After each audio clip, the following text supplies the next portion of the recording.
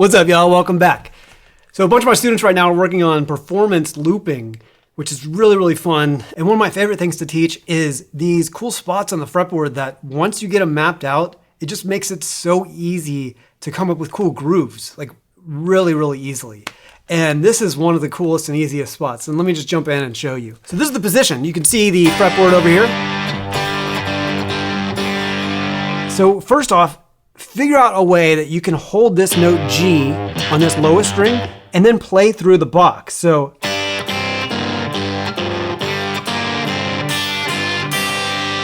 okay. Now, if you can use your left hand thumb to play that note, there's so many advantages of that because now you can reach up to that spot.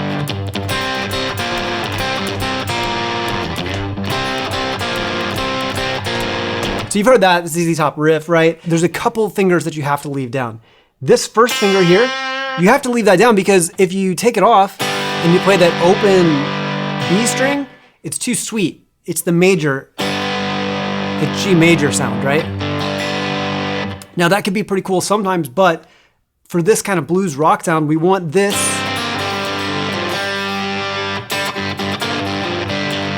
that type of sound. And as soon as you release that finger, it becomes major sounding, and we don't want that. Basically, we're just taking these two fingers here and then putting them on the middle strings. And then sometimes I'm using the ring finger to play the B string or even the high E string. But the main thing is I'm leaving this shape down with my hand. So thumb never changes from here, at least for the first part. And then we can have this.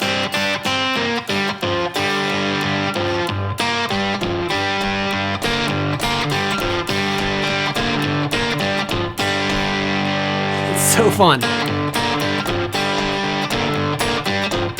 And it's so easy to come up with cool grooves because like everything is harmonized automatically. Here we're just pretty much sticking to the minor and also the blues note. And it makes it really fun to play.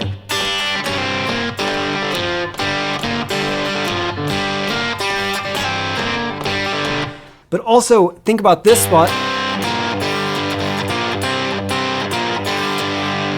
And if you're playing with your third finger here, it's gonna be really hard to reach that fifth fret. So that's why this thumb over the neck is so handy for this style. In a minute, I'm gonna show you a cool exercise that you can work on that thumb independence with the right hand to keep this thumb continuously going. But first I wanna show you the chord pairs that come up with this cool position. If you just change the bass note,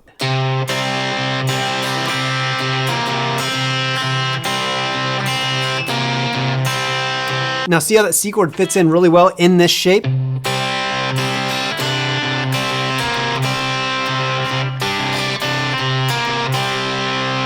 Right? Index finger is still down here on that one spot.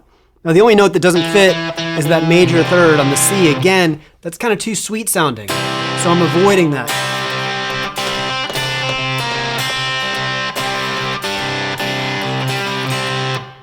Another note that you can play on this C is adding that note. That's a real ZZ Top style note.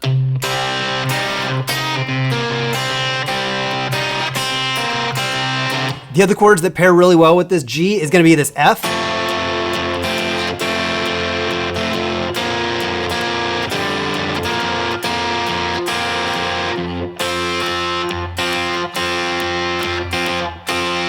And look at that perfect triangle.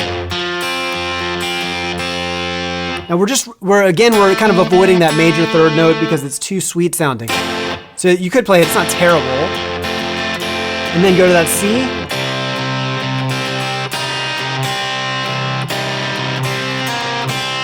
Then back to your G. Okay. Two other chords that work really well is this B flat. B flat kind of transitions nicely to that C. One last one is this D chord. Now this is kind of off our map here, but just think of the C shape and then sliding it up. And with the G and the C and the D, you can kind of do these blues progressions.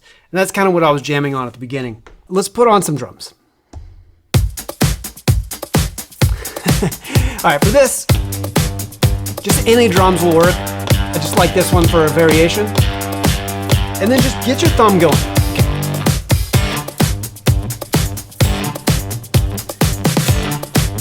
Let's start building it up. Thumb, fingers. 1, 2, 3, 4. 1, 2, 3, 4. And here the fingers, I'm muting. So it's not this. That can be a cool different sound for like a build-up, but you want to practice this.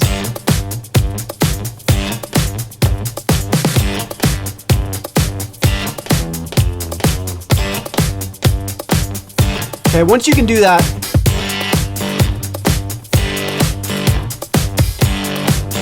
try different rhythms.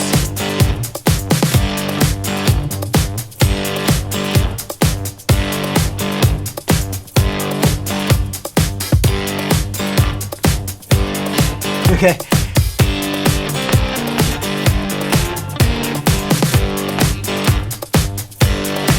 So you can do kind of call and response.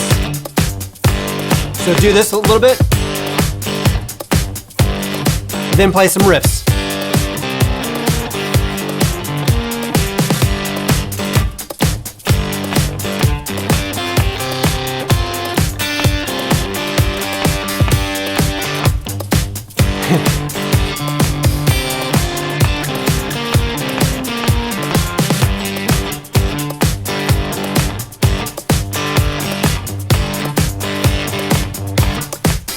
You get it, right? So this is kind of like my build method that I teach a lot in a lot of my lessons across YouTube and in private lessons. The build method is basically where you're building things up, mechanical skills, the way that you're moving your hands with rhythm right from the beginning. A lot of times when people are learning, they make the mistake of concentrating too much on the notes and they just totally forget rhythms, which is really a lot of people, you know, it's hard to believe, but rhythms are more important than the notes. Rhythm is more important than the notes because you can play all the right notes, but if you don't play them in the right rhythm, then it is nothing. And even if you play wrong notes sometimes, if you play it with a cool rhythm, then it sounds cool a lot of the times. If you're not practicing with rhythm, then, you know, you're like almost everybody else that's trying to practice guitar that isn't improving. And they wonder why. They keep looking at new scales. They keep looking at new like advanced stuff. And before they know it, they know all the music theory, but they don't know how to play anything that sounds good. And it's because they don't work on rhythm. Okay, so you're going to be different from them and you're going to start practicing with rhythm. So I'll put these drum tracks in my website for you to practice with. You can download them if you're an FGA member. So I'll pull up a different groove and I'm just going to play some stuff.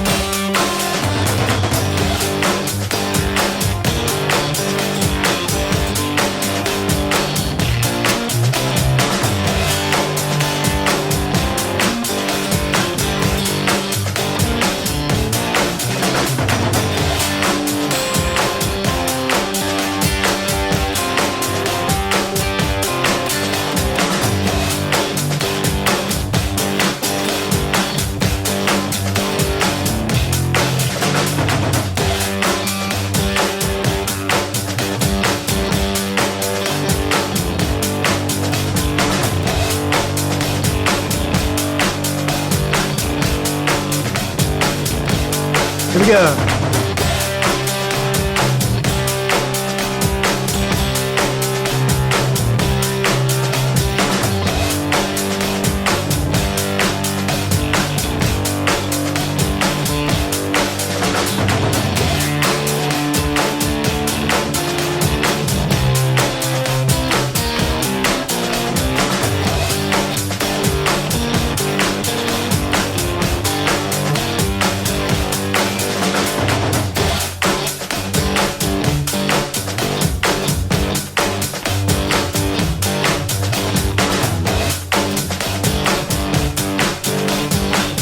Let's go to a different chord. Let's go to F.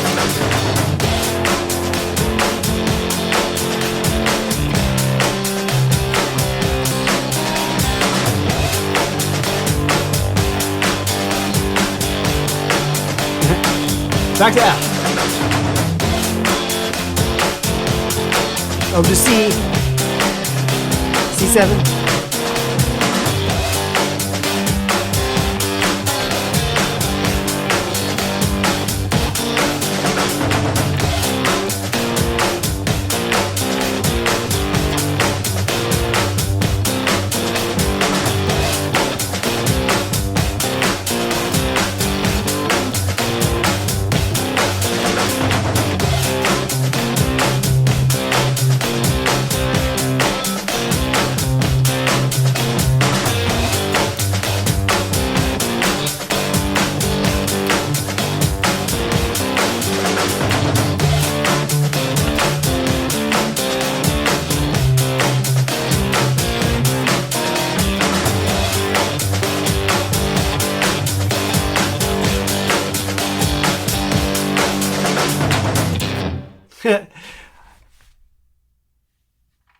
See you on the next one.